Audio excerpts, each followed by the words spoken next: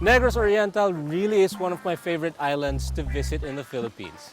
They have Mount Talinis, Apo Island, the Mabinay Caves, and the amazing forest and marine wildlife to boast of. I agree. And what makes me visit them more is the way their local eco-warriors protect their natural resources. And the way they conserve corals and marine life too. That is why, join us on another eco road trip, plus a special training on how to rescue dolphins when they get stranded, right here on Ruby on a Road Trip.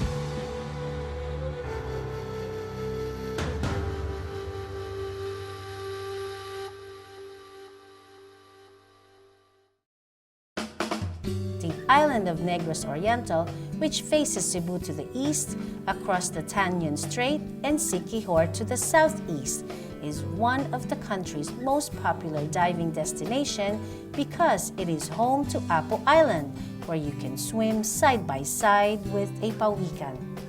Lining up Darwin is a perfect stretch of miles and miles of more than 50 shades of gray-colored sands. How rich is the biodiversity here in Darwin? It's very rich since the people are doing conservation projects. It's been recorded we have 300 plus of coral reef fish and 200 plus of coral, soft and hard corals around here. When you snorkel here, hopefully you'll see turtles, yes, around the reef, yeah, eating the soft coral. So that means there's food. There's food. And the water is clean because they're around. It is not this shoreline that Darwin is treasured for underneath these waters is where the true treasure lies. Well, we have the brain coral, we have soft coral, hard corals, and the condition is very good at this time, yeah. It's recovering because there's no, inside the marine park or inside the sanctuary, there's no activity allowed. Only snorkeling and diving. So no boats, motorboats inside, no jet skis allowed, no fishing inside. So the reef can recover fast. Offering a one-of-a-kind diving and underwater marine life scenery and experience. Efforts like the local sea rangers, we call them Bantay Dagat. They're guarding the reef 24 hours from illegal fishers and poachers.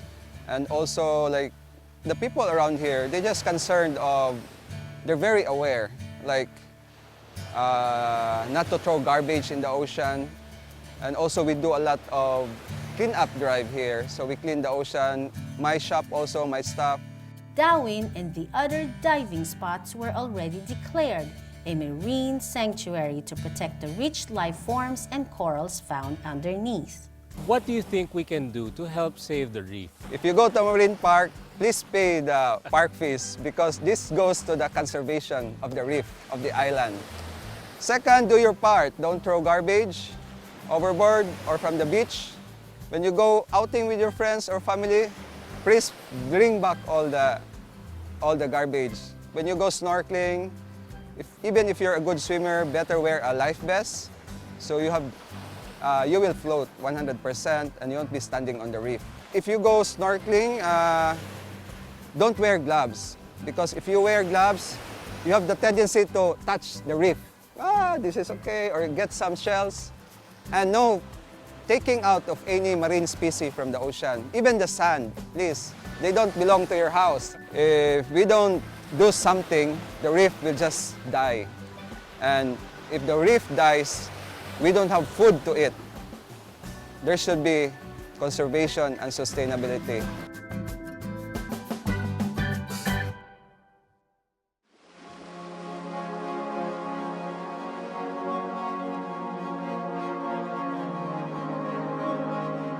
check if there is no coral or sharp object, and we can remove it from around the dolphin. And then we can dig a small hole around the pectoral fin so the dolphins will be more comfortable. Then if it's a sunny day, to protect the dolphins from the sun and prevent to be overheating and getting burned, we'll cover it with a towel, and we make the towel wet with a bucket. So we never cover the blowhole because they need to breathe, and the dorsal fin and the tail because they use it to regulate the body temperature. You need to keep in mind that the dolphins can still move their heads and bite you accidentally or in response of danger or getting stressed. So you always need to keep the mouth area and the tail area clear. So usually we keep the crowd between 25-50 meters away, depending how noisy they are and how stressed is the animal. And we need to move it back at sea as fast as possible. So the best way to lift the dolphins like this is we use towel or stretcher to move it back. But in this case, we collect scientific information about the stranding, so we can know better what species, what age, the size, if it's a mature animal or sexually immature, and the priority is always to release the animal as fast as possible. It's very important that when you rescue the dolphin, somebody take picture and document, because with the picture it's very easy to recognize what species they are. So it's important the picture always involve, like take a picture of the head and the mouth, because that's different in every species of dolphin, and then a picture of the whole body, so you can see the size, if they have scars or any wounds. But it's important to don't delay the release of the dolphins because you are taking picture. They can take picture while you're doing the rest and release as fast as possible. And then the next things that we want to do is release the dolphin. Some dolphins can be very, very heavy, so you need more people. And one way is to use towels. It's better than use hands because you can scratch or this can slip away or you can get injured. Or if they have disease, they can give you disease. We roll the towel in half so we can put it close to the dolphin. Yes, and roll it on the other side. The only things that we need to keep in mind when we roll the dolphins, they have bones inside their pectoral fins. So if we bend it too much, we can break the bones. When we roll the dolphins, you want somebody that bend the dorsal fin, the pectoral fin, and then help rolling it. The longer is the dolphins, the more towels you need and more people you need. When you lift it now, you need to keep in mind that the pectoral fins are not inside the towels, because that will bend the shoulders of the dolphins and can break the bones. Now we just lift it and put it back at sea, face first. This is because if the dolphins get scared or react or is strong enough, then it can swim offshore.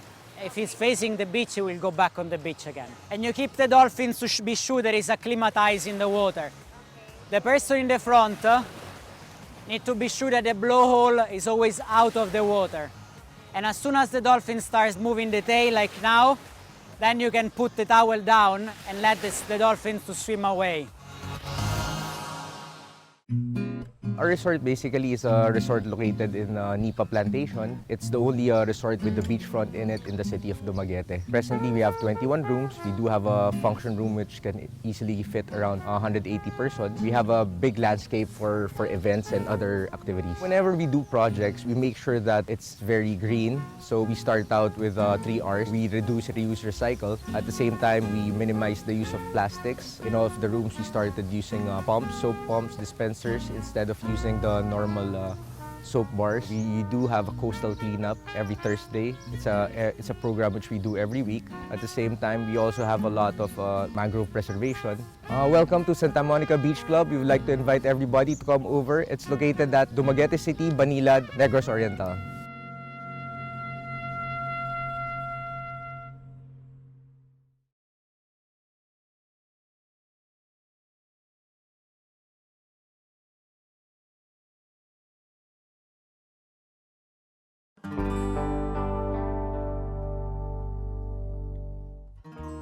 Just recently, last January of 2015, 2 bottlenose dolphins were found dead at the Tondaligan Beach and on the shores of neighboring Binmalay town in Pangasinan Province, in what has turned out to be a series of beachings in Lingayen Gulf. With the alarming rate of dolphins and whales getting stranded in all parts of the country, every local citizen must empower themselves to know how to rescue these mammals. Dr. A.A. Yaptinchay spearheads the Marine Wildlife Watch of the Philippines, a non-profit, non-stock organization that aims to support the conservation and protection of marine wildlife species and their habitats in the Philippines. For years, you have worked so hard in publishing standard protocols on how to properly rescue marine wildlife such as dolphins. Why do you think it's so important for people to learn how to properly rescue them? Well, dolphins and whales are part of the biodiversity in the Philippines, and they're considered threatened animals. Actually, a lot of them are even considered endangered or vulnerable. And since the Philippines, we're an archipelago with more than 7,000 islands, the coast is quite long. And along this coast and within our inner seas, we find all these animals. Right. And there are times that these animals find themselves ashore. And since these animals would probably need help, so we're creating protocols for our communities, the government, what they can do, how to properly respond to this report. Dolphins and whales belong to the sea. If we remove them from their natural habitats, we prevent them from performing their ecological function, which would affect the natural course of life in the environment. Well, there are plenty of reasons why marine mammals strand. Some are of natural causes, Right. such as disease. They're sick. They're sick, they might get separated from their group. That's right. Some go after their prey into shallow waters. Okay. Sometimes there's also confusion. For example, there's something wrong. They navigate through the water using different senses, including their sight, their echolocation. Right. They even use the magnetic field of the earth to navigate in the water. Sometimes there's something wrong with that, either with their senses, and they get confused. So they end up along the shallow waters or in the coast instead of being out at sea. Our role as humans is to always put the best interest and keep life in the wild. I sort of created a manual that our government can use to be able to respond, so they can follow. The government has been active in training different regions in the Philippines also how to respond to these strandings based on this now, manual. when you say government, are there any specific department of the government who's responsible or who's working with your organization? If we talk about marine mammals, we're talking about two groups of animals present in the Philippines. One would be the dolphins and whales, and one would be the dugong. The dugong would be under the Department of Environment and Natural Resources, and then the dolphins and whales would fall under the jurisdiction of the Department of Agriculture. I think the simplest way for everyone is to learn more about the marine animals that we have, or threatened marine wildlife, for example. Because I think the more we understand them, the more appreciation we would have about these animals, their environment, and the ecosystems they belong to. And this would be always the first step for better conservation, better protection, and us directly helping these animals. One foundation in the Philippines is leading the fight to educate people about the ill effects of capturing dolphin and other marine mammals to be used for entertainment.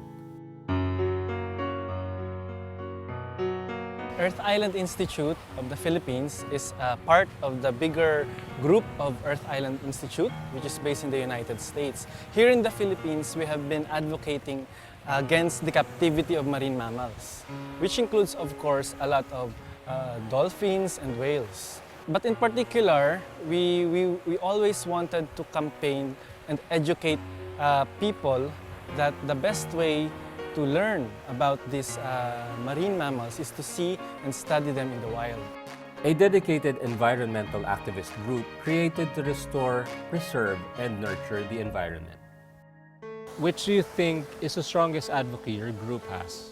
The strongest advocacy our group has right now is its campaign to stop all the importation of dolphins, marine mammals, and whales into the Philippines to be used as entertainment. As entertainment? As entertainment. In particular, those are directed to ocean parks and oceanariums that are using these dolphins, these captive animals, and putting them on display. and asking people to buy tickets to watch these dolphins jump around, spin, do stunts that you really cannot see with these dolphins when they are in the wild. Earth Island grows environmental leadership through education and activism. We always believe that people, humans, Filipinos, are part of a bigger ecosystem.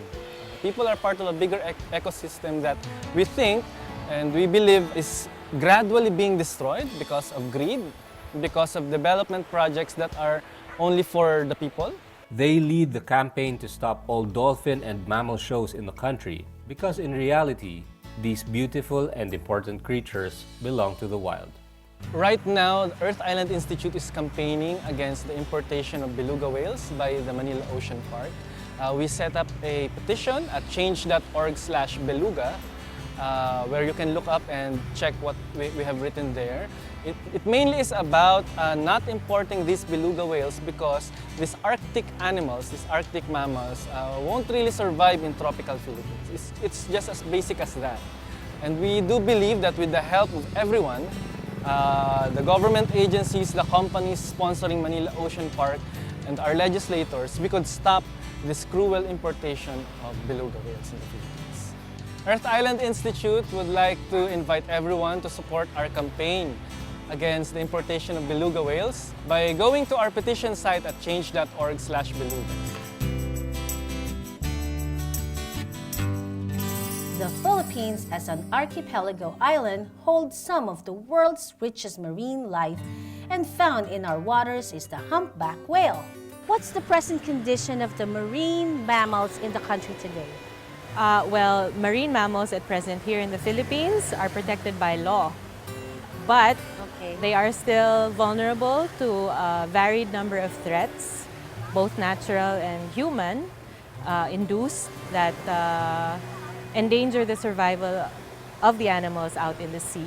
Ballena.org is one group that does research work and campaigns for education and conservation work on whales and dolphins around the Philippines. The organization was set up on the basis of research, particularly for the humpback whales. Hand in hand with the research that we do advocacy work as well for the locals there.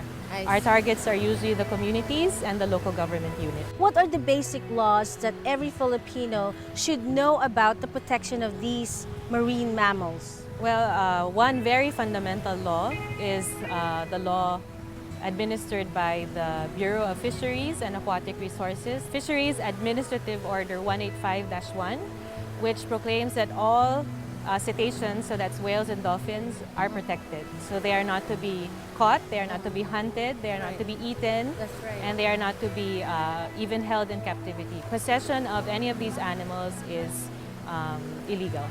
If there is marketing of these animals, for instance, if they are illegally caught or if they are hunted and consumed, if an ordinary citizen sees this, they should report it immediately to the BIFAR.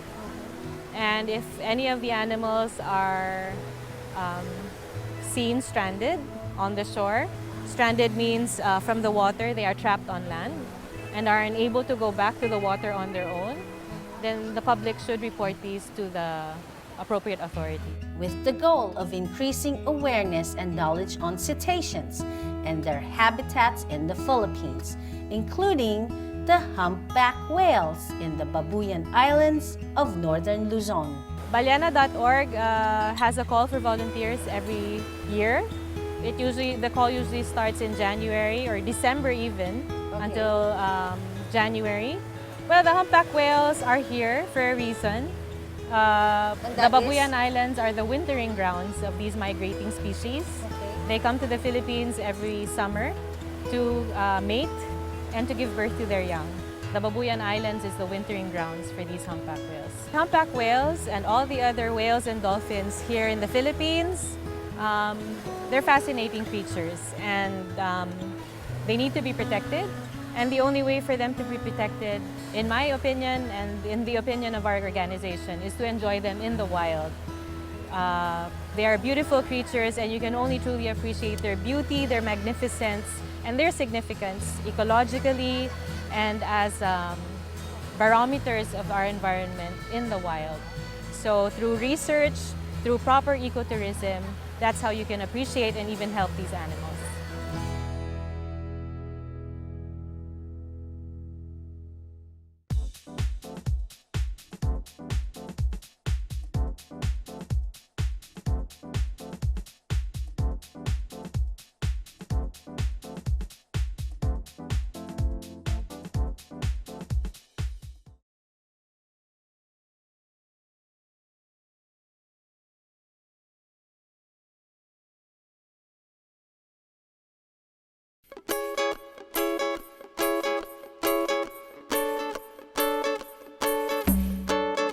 Negros Oriental is home to multicolored sands found in their different coastal towns. But one town stands out because of its rich black sand. February 6 will mark the first-year anniversary of the anti-black sand mining movement of 2014. Walk us through the history. What happened into the process? Ang istorya ani sa unang panahon ning dunay usa ka dayo hapon kaniadto sa panahon sa 1907. Dayon ni kuanto ni sulod diri kay ilang mining ang tanhay. Ang father, ang amahan sa mayor si Tibis, ang amahan nga mo mayor sa Ibar. Dili mo sugot kay maguba mawasak ang kalikupan dito sa area.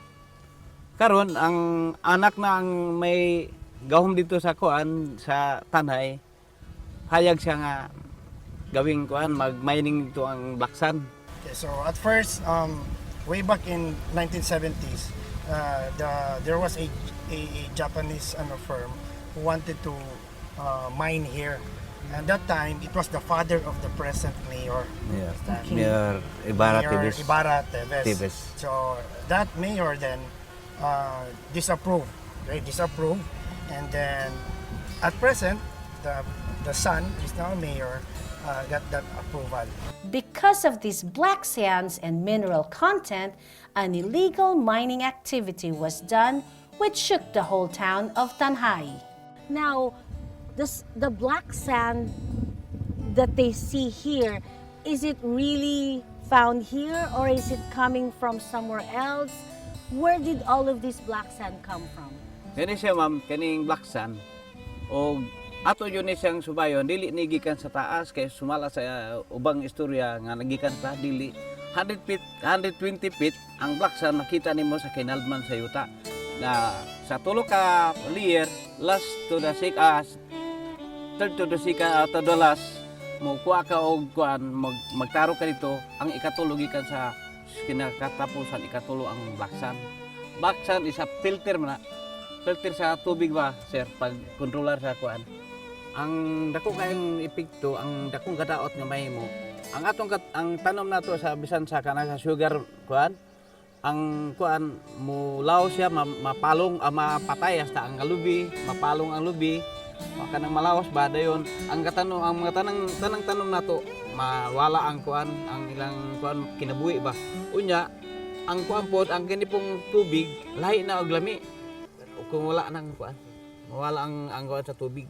The whole town of Tanhay knew the ill effects of mining. That is why they stood forward and fought for their rights and the protection of these coasts. Tungod sa usa ka kuan, sa usa ka component pareho sa putaw kanang iron. Dunay upat ka klase nga makuha nga iron ini na metal kaning ordinary iron kanang kuan pundido kanang kanang sa pang ordinary nga putaw yung upat ka klase kanang pinakagay nga putaw na makuha sa marga. The locals of Tanhay could not take what was happening to their home, their land. That's why, armed with conviction, they campaigned for the protection of these sands. You have successfully stopped all of these people from doing the sand mining in your area. What is your next step to provide the protection in this area? Ang among gibuhat sa pagprotekta diri sa black sand area nga dili makuha sa mga kuan langyaw ang maong markaha. Gabuhat mi og hinugpong kusog sa katawhan aron pagprotektar ini nga dapit kay og dili among gi subay ang mga LGU sa tanhay among gi pangayo ag tabang sila tanan gusto nga makuha ni siya kaya gani sila gani gusto ang kuan ini nagplano nga makuha ning atong Blacksan. Mao na nga kami nagbuhat mi og sa ka grupo nga kami tanan magiusa pagpugong aning mga tawana nga dili sila makapadayon silang tumong tingwa nga pag mina og Blacksan ini nga dapit. Nagatanom sa mangrove, gitamna na mag mangrove. O kanang kuana mangrove na magtanom. Under Republic Act 265, also known as an act prohibiting the extraction of gravel and sand from beaches, the extraction of gravel and sand are prohibited in beaches. Thus, the people of Tanhay are still on their toes protecting Mother Nature. Ang ako rang panawagan sa katawhan nga magbantayon, magbinantayon nga mag-atang yuta ini nga dapit nga dili masudlan sa mga tao nga nagplano og daota nga ang atong kalikupan maguba kay para nga ang atong kinaiyahan magpabilin nga doon na gyapon tay mahimong panginabuhian sa mga kabos nga mananagat kay ug kun makuha ni maguba ni daghang epektuhan ang Tanyon Street maguba usab mo na nga atong bantayan kami makununayan magbantay diri para nga dili gyud nila masulod og ilang maplanuhan nga ilang kwaon kay ang LGU sa tanay nagplanohan jud karon nagplano pang gyapon.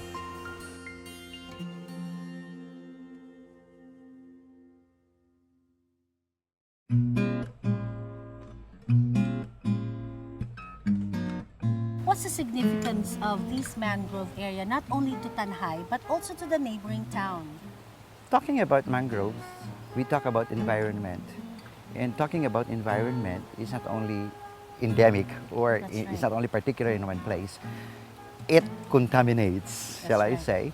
And so this gives benefit not only to Tanhay but also to the neighboring cities and towns and to the entire province. We might as well invite tourists who come here to participate in the maintenance and the sustainability of the area by making them part and parcel of this area, wherein we can come up with something like we give them saplings for them to plant in the area, So and they get so to they plant. will, so they will be able to, enjoy their stay here.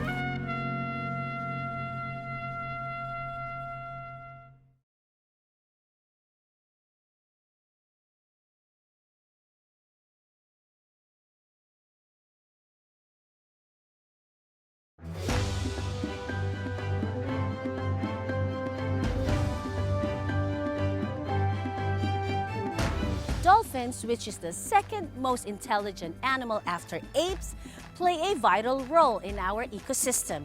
They are the apex or the top level predators which controls the population of fishes and squid and keep our ocean ecosystem balanced. Likewise, the health of a dolphin reflects the health of a reef. Coral reefs help keep the water quality high in an area. Without them, this quality may decrease and have many harmful effects on other species, including dolphins. And always take time to empower yourself on how you can help protect marine life by learning how to rescue stranded dolphins and other wild animals. I'm Ruby. And I'm Carl. Let's listen to what the Eco Warriors have to say about the environment.